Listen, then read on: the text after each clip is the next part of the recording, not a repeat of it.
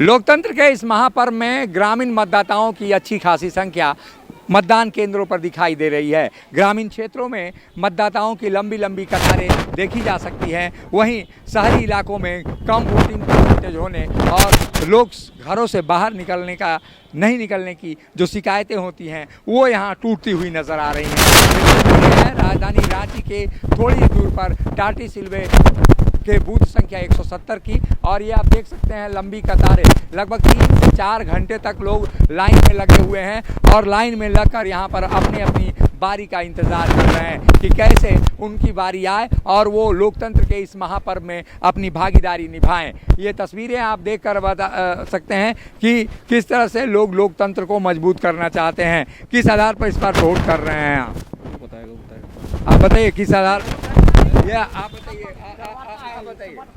क्या बताएंगे। किस आधार पे वोट कर रहे हैं इस बार? कर रहे हैं पूछिए ना अगला को। आप बताइए वोटिंग कर रहे हैं? नहीं जी, हम नहीं बोलेंगे, बताइए वो इनसे पूछिए ना। ये कोई बात नहीं करना चाहते हैं और बार-बार आप तस्वीरों में आप वोटिंग कर रहे हैं। कितने देर से खड़े हैं? 1 घंटा। 1 घंटा से 2 घंटा। किस आधार पर वोट कर रहे हैं? अब जाएंगे तब ना वोट डालेंगे। आप बताइए कितनी देर से आप खड़े हैं? 2 घंटा से 2 घंटा से खड़े हैं। बारी नहीं आई अब की बारी नहीं आया है। अच्छा, कैसा प्रत्याशी इस बार चुनना है?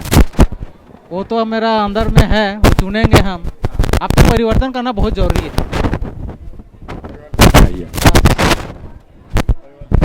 आप बताइए किस आधार पे वोट कर रहे हैं? कितनी देर से खड़े हैं? 2 घंटा हो गया। हाँ। क्या इस बार होगा मतदान किस आधार पर कर रहे हैं? वही विकास होना चाहिए। विकास के आधार पर वोट दे रहे हैं। आप देख सकते हैं तस्वीरों में व्हील चेयर पर भी लोग आ रहे हैं और व्हील चेयर पर आकर लोग अपना अपना मतदान कर रहे हैं। मतदाता आपने वोट कर लिया? जी, आधार पर वोट किया?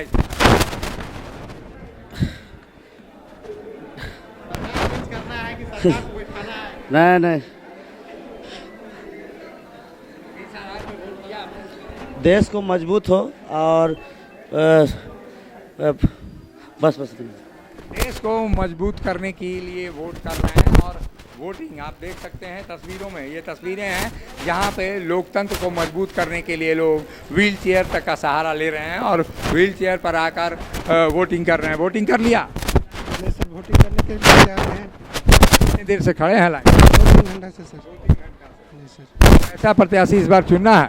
लोकतंत्र की जो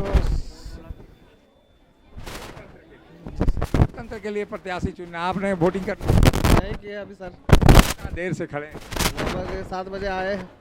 वैसे अभी तक इंतजार कर रहे हैं? 4 घंटे हो गए? हाँ, 4 घंटा हो गया सर। 4 घंटा हो गया। हाँ वोटिंग करके ही जाना? हाँ, वोटिंग करके ही जाना है। कैसे प्रत्याशी चुन रहे हैं? इस बार देखते वहाँ जाने के बाद पता चलेगा।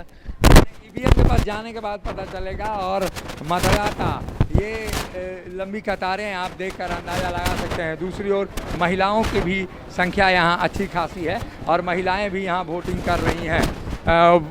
कब से खड़ी हैं लाइन? हम 2 घंटा से करीब खड़े। वोटिंग करके ही जी कैसा प्रत्याशी? नहीं,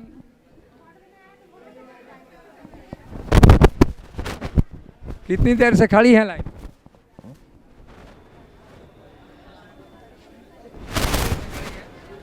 एक घंटा से। 1 घंटा। हम्म। वोटिंग करके ही जाना। हाँ।